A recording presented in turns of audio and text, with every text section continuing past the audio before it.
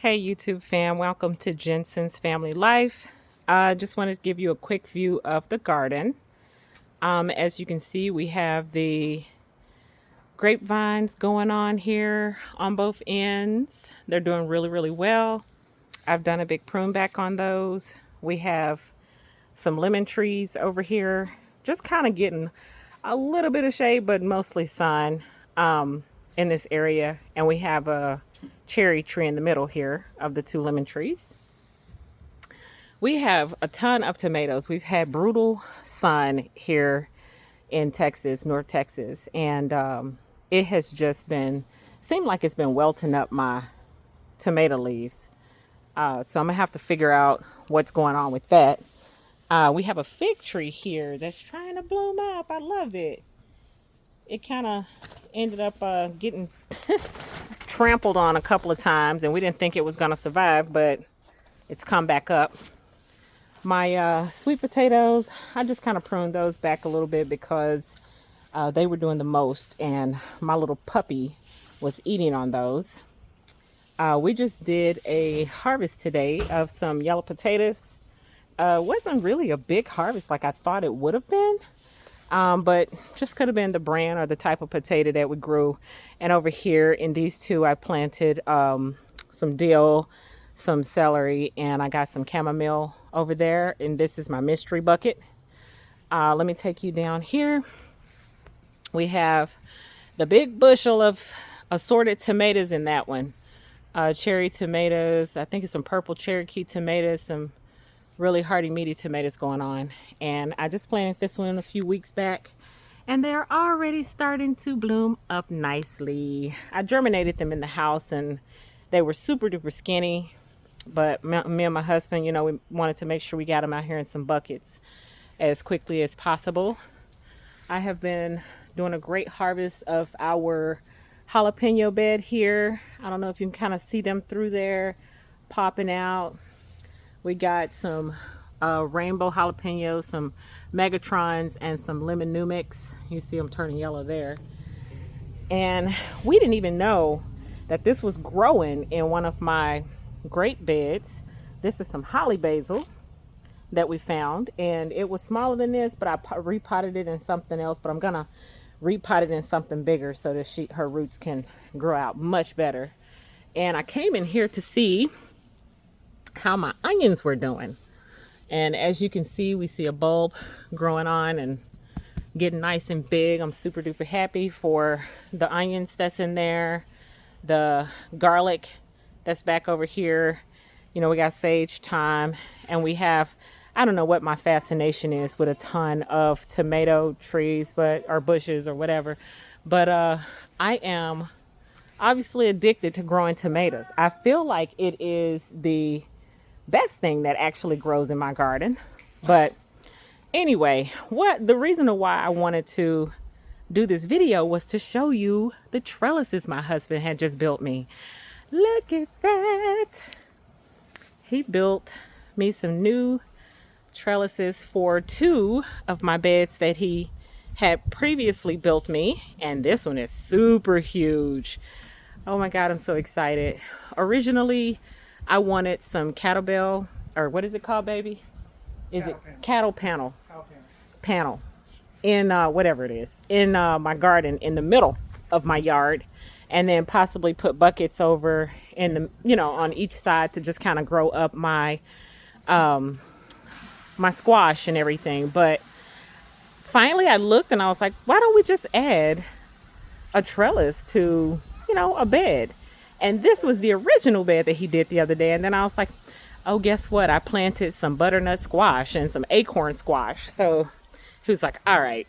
So he did this bed as well. And then I have, I have some butternut squash in this one, some acorn squash. And I know the butternut squash is going to get pretty big, which I'm totally fine with, because they can droop a loop from the top there, off the sides, off the back, whatever. In the middle here, you see roping that I did here. We actually have some sugar daddy beans. If that's how people say it, sugar daddies. Anyway, we have some of those that are gonna go up the middle here because squash and beans grow very well together. And you can see some of them coming up there. And in the front here, I pretty much planted some beautiful flowers, just wild assorted fairy flowers is what the package said, which means it's just an assortment of flowers. I'm sure, you know, it's some zinnias and cosmos or whatever's in there. Anyway, so over here we have pumpkins.